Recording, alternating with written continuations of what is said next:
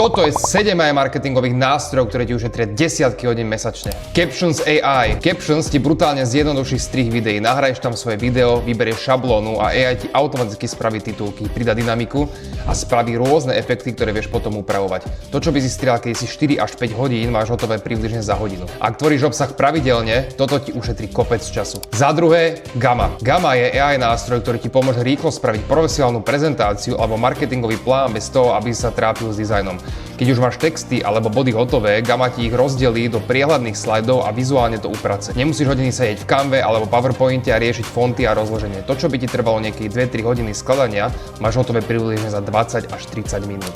Za tretie, Kling 3.0. Kling 3.0 je AI nástroj, vďaka ktorému vieš vytvoriť profesionálne promo videá alebo reklamy bez natáčania. Stačí ti text alebo dokonca len fotka a AI z toho spraví realisticky pôsobiace video. Vieš si tak vytvoriť produktové zábery, dynamické scény alebo vizuály do reklamy, či urobiť b-rolly do Reels videí.